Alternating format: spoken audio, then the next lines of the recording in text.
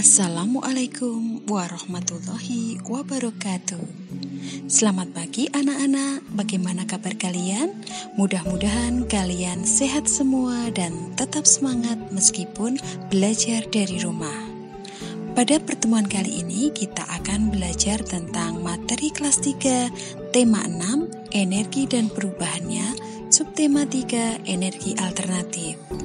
Sebelum pelajaran, marilah kita awali dengan berdoa dahulu. Berdoa mulai. Berdoa selesai. Anak-anak, kebutuhan manusia akan energi semakin lama semakin tinggi. Hal ini dikarenakan jumlah penduduk dunia semakin hari semakin bertambah banyak.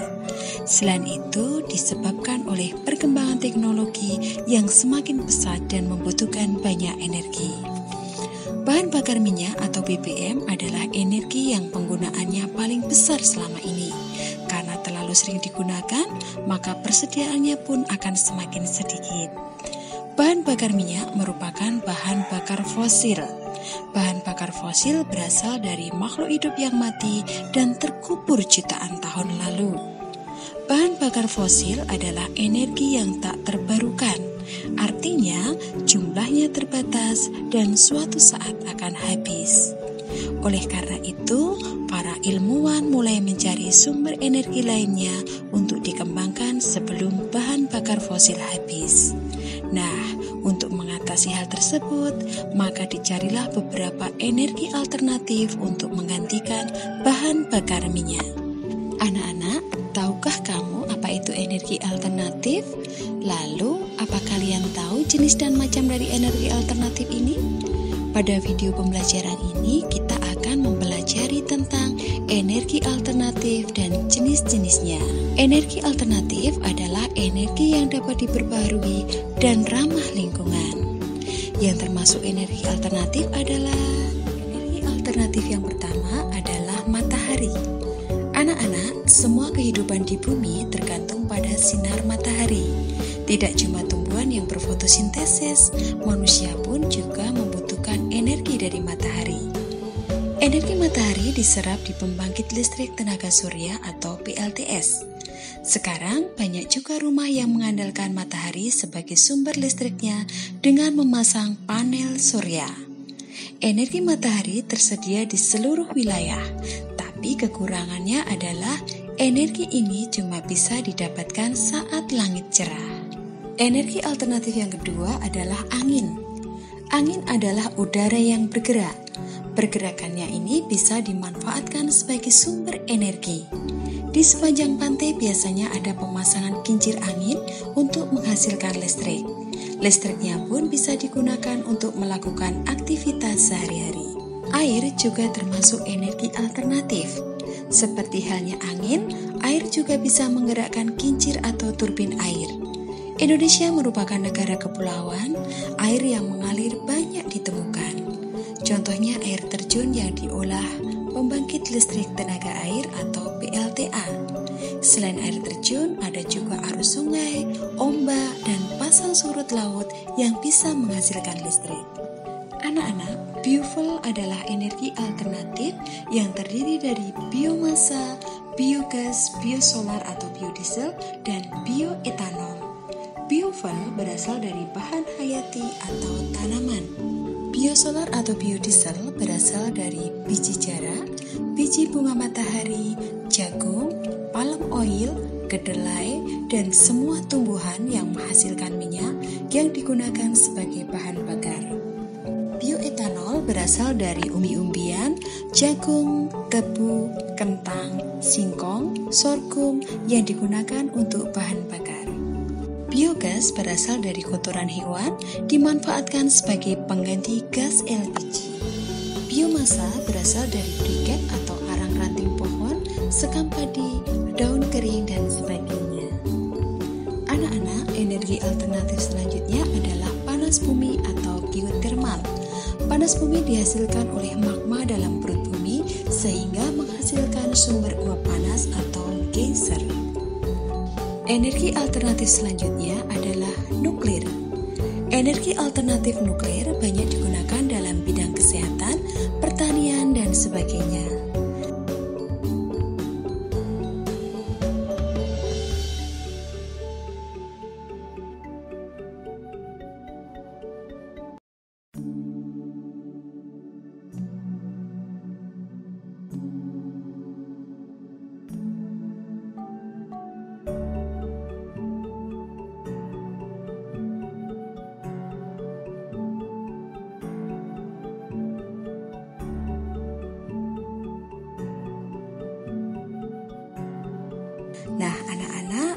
lebih jelas pemahaman kalian mengenai energi alternatif, simak video berikut mengenai minyak dan briket yang diolah dari biji jarak pagar.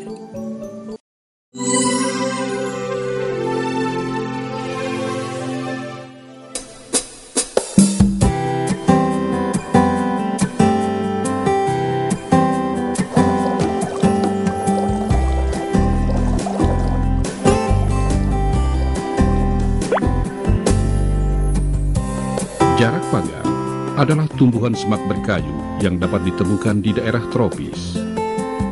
Biasanya, pohon ini digunakan sebagai bahan pengobatan dan racun. Tetapi kini, bagian dari tanaman jarak pagar dapat dimanfaatkan sebagai bahan bakar hayati untuk mesin diesel karena kandungan minyak bijinya. Produk utama dari biji jarak pagar adalah minyak mentah jarak pagar atau crude Jatopra Curcas oil, minyak murni jarak pagar atau pure plant oil, atau straight Jatopra oil dan biodiesel. Tumbuhan ini diperkenalkan ke Indonesia yang didatangkan oleh Jepang ketika menduduki Indonesia antara tahun 1942 dan 1945. Tumbuhan ini direncanakan untuk digunakan sebagai bahan bakar alternatif kala itu. Para peneliti dari Lembaga Ilmu Pengetahuan Indonesia mengembangkan penelitian biji jarak pagar yang menghasilkan minyak. Limbah dari proses pembuatan minyak tersebut dapat diolah sebagai bahan untuk pembuatan briket. Pengembangan tanaman jarak pagar atau Jatopra Curcas lean sebagai bahan bakar alternatif mempunyai potensi yang cukup besar. Jarak pagar memiliki buah yang terdiri dari daging buah, cangkang biji, dan inti biji. Kandungan minyak yang terdapat dalam biji, baik cangkang maupun daging buah, berkisar 25-35% berat kering biji. Dari penelitian tersebut, dihasilkan bahwa limbah biji jarak pagar, tempurung kelapa, sekam dan kulit biji jarak mengandung senyawa organik, serat, selulosa yang dapat dimanfaatkan sebagai sumber energi panas dan berpotensi memberikan nilai kalori yang cukup baik.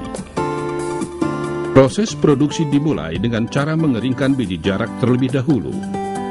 Biji jarak yang baru dipisahkan, dikeringkan dengan cara dihamparkan di bawah matahari atau dengan menggunakan alat pengering sampai kadar air sekitar 7-8%. Kemudian, minyak jarak diproses dengan metode ekstraksi dengan teknik pengepresan dengan menggunakan alat pengepres tipe expeller dengan kapasitas 100 kg per jam yang digerakkan dengan mesin diesel 16 HP. Alat ini akan menghasilkan minyak yang masih kotor dan limbah hasil pengolahan minyak yang berupa bungkil. Minyak tersebut kemudian diendapkan semalam. Setelah itu, dilakukan proses penyaringan minyak untuk memisahkan minyak dari kotoran. Hasil penyaringan minyak adalah minyak jarak mentah yang masih mengandung getah, fosfat, dan asam lemak bebas dengan kadar tinggi. Terakhir, dilakukan degamming, yaitu proses pemisahan getah atau lendir tanpa mengurangi jumlah asam lemak bebas dalam minyak. Hasil akhir dari degamming ini adalah minyak murni. Pembriketan merupakan metode yang efektif untuk mengkonversi bahan baku padat menjadi suatu bentuk hasil kompaksi yang lebih mudah untuk digunakan. Pemanfaatan briket sebagai bahan bakar alternatif sangat membantu masyarakat petani pedesaan, karena gas LPG dan minyak tanah berasal dari fosil tidak dapat diperbaharui, sehingga ketersediaannya terbatas dan harga dari bahan bakar minyak cenderung meningkat. Dari penelitian ini, limbah biji jarak dapat digunakan sebagai bahan pembuat briket yang dilakukan dengan cara pengeringan terlebih dahulu. Bahan baku briket tersebut dikeringkan dan dijemur di bawah matahari untuk mengurangi kadar air yang terkandung dalam bungkil jarak pagar.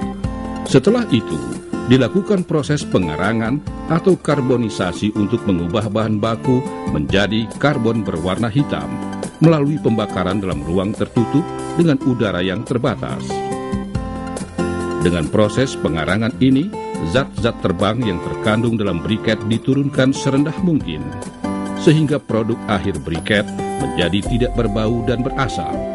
Setelah proses pengarangan, proses penggilingan dilakukan agar mendapatkan bentuk dan ukuran arang yang seragam dengan bantuan perekat tapioka.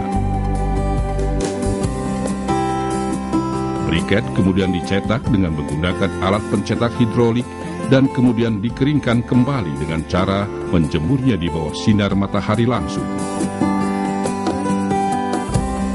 Penggunaan biji jarak pagar kian membuktikan bahwa Indonesia memiliki bahan melimpah untuk mengembangkan energi alternatif. Namun, pemanfaatan hasil penelitian tersebut belum optimal dilakukan oleh masyarakat luas. Di masa yang akan datang, diharapkan pemerintah lebih mendukung perkembangan industri ini dengan menerapkan kebijakan-kebijakan yang mengarah pada konsumsi bahan bakar nabati.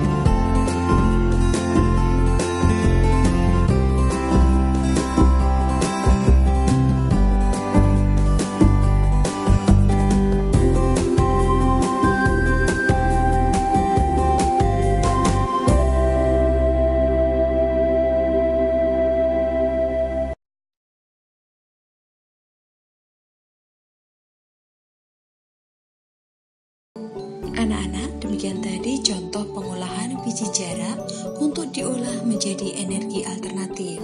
Setelah kita mempelajari energi alternatif, kita akan mengetahui beberapa manfaat energi alternatif. Yang pertama, bersifat ramah lingkungan. Yang kedua, pasokannya melimpah. Yang ketiga, sumber energinya tidak terjadi kelangkaan. Yang keempat, mampu menggantikan penggunaan batu bara sebagai sumber energi utama yang dapat merusak lingkungan. Nah, anak-anak, demikian tadi pembelajaran kita tentang energi alternatif. Semoga bermanfaat dan tetap semangat belajar. Wassalamualaikum warahmatullahi wabarakatuh.